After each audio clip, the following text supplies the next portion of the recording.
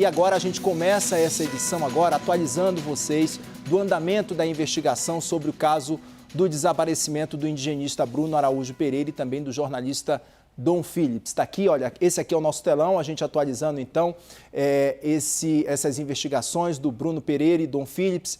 A perícia vai tentar identificar se esses restos mortais encontrados no Amazonas são mesmo do jornalista e do indigenista. Essa aeronave que leva esses restos mortais está seguindo hoje à tarde para Brasília, deve chegar em Brasília no final da tarde de hoje, início da noite. A gente vai detalhar todo esse caso, vai detalhar também aqui ao longo do CNN 360 para vocês as investigações e quais são os próximos passos, né, que a polícia deve começar a fazer. Então, vamos relembrar então como é que foi o caso desde ontem, né? Ontem a gente trouxe aqui, o 360 ontem detalhou cada um desses passos e a gente trouxe aqui um dos principais suspeitos do caso, o Amarildo Oliveira da Costa, conhecido como Pelado, ele confessou ter participado desse assassinato da dupla.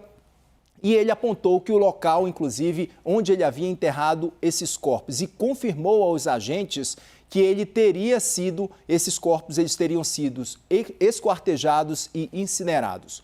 Os restos mortais eles foram encontrados no local que foi indicado pelo Amarildo, pelo Pelado, e esses restos mortais estão sendo levados agora para Brasília. Daqui a pouco a gente vai detalhar também esse transporte, esse trabalho de perícia que será feito pela Polícia Federal lá em Brasília. A gente vai trazer todos esses detalhes para a gente.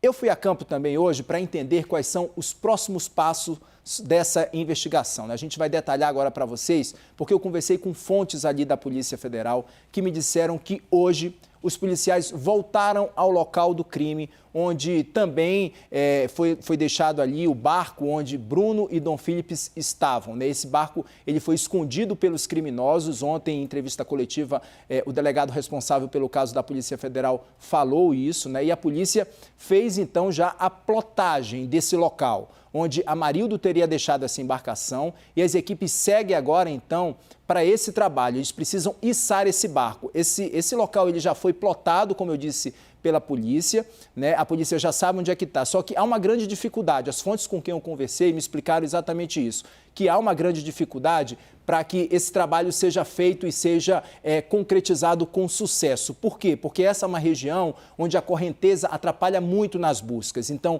hoje as equipes estão lá de volta, os técnicos, os investigadores também, há mergulhadores também trabalhando na tentativa de localizar mais precisamente esse barco, porque muitas vezes, como ele ainda está submerso, ele acaba se movendo, por conta da correnteza, o barco acaba se deslocando do local. Então, ontem, o Amarildo, que é o conhecido como Pelado, ele levou a polícia até esse ponto, identificou, os policiais encontraram, localizaram esse barco, fizeram essa plotagem por satélite ali, eles fazem como se fosse um rastreamento naquela área, encontraram já esse barco e hoje as equipes voltaram lá para tentar içar esse barco.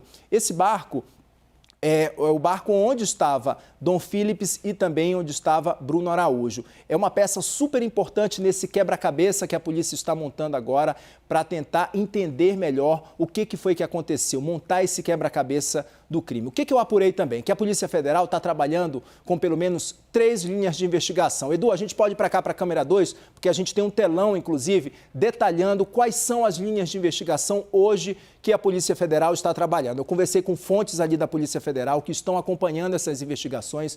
Então, há pelo menos essas 3 linhas que estão sendo abordadas pela Polícia Federal, de acordo com essas fontes com quem eu conversei, que estão diretamente ligadas nesse caso.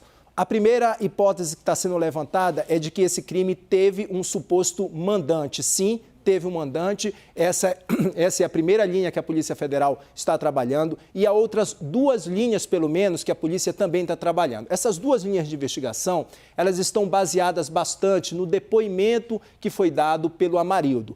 Quais são essas outras 2 linhas? São essa aqui, olha, de que houve uma abordagem dos criminosos às vítimas por divergências. Essas divergências, elas estariam relacionadas à atuação que Bruno e Dom Phillips faziam ali naquela região. Então, há essa segunda hipótese aqui que está sendo trabalhada e uma terceira hipótese também de perseguição e emboscada que teria sido cometida também pelos criminosos. Lembrando que essa primeira hipótese é a primeira hipótese que está sendo trabalhada pela Polícia Federal com base nesses depoimentos, mas de que sim, pode ter um mandante nesse crime e há essas outras duas hipóteses que estão sendo trabalhadas pela Polícia Federal. Por quê? Com base no depoimento do Amarildo, do Pelado, né? Então, vamos retomar agora aqui para vocês o que disse o Amarildo no depoimento, de que ele não disse, o que ele falou nesse depoimento, né? Que um outro homem efetuou os disparos, ele confessou ali que teve a participação, ontem a gente detalhou isso aqui, ele disse que participou do crime na hora de ocultar esses corpos e disse que um outro homem efetuou os disparos. Uma quarta pessoa teria ajudado Amarildo, de acordo com o depoimento que ele deu à Polícia Federal e de acordo com fontes que conversaram comigo, disseram que Amarildo apontou uma quarta pessoa que teria ajudado a esconder esses corpos. No depoimento, ele ainda negou a participação do irmão dele, o Ozenei da Costa de Oliveira, que é conhecido como o dos Santos. Mas a polícia segue investigando como esse irmão, como o dos Santos, pode ter colaborado nesse crime. Ainda no depoimento, o Amarildo disse à Polícia Federal que o crime ocorreu fortuitamente, de forma rompante ali, não houve um planejamento. Ele disse que havia uma animosidade com o Bruno Pereira, porque o indigenista atuava no controle da pesca de forma indiscriminada do pirarucu, e o Amarildo e o irmão dele, o da Costa, o dos Santos, perdão, eles pescavam ali essa espécie de peixe na região, o pirarucu. Então, no depoimento, o Amarildo disse isso, que havia uma animosidade ali e, por conta disso, isso teria motivado esse assassinato. A polícia trabalha com essa hipótese? Sim, mas a polícia não descarta que os criminosos, inclusive, também perseguiram Bruno e Dom Philips e fizeram uma emboscada. Segundo fontes da Polícia Federal, já há, então, duas novas ordens de prisão que devem ser expedidas ainda hoje, mas a Polícia Federal não deu detalhes para não atrapalhar nas investigações. Então, essas são as linhas de investigação, né? São essas 3 linhas de investigação que a polícia está trabalhando agora, exatamente para tentar desvendar o que motivou esse crime. Então, há uma primeira linha trabalhando com um mandante, de que o mandante fez com que todos esses envolvidos que já estão presos e outros que devem ser presos pela polícia também executaram esse crime.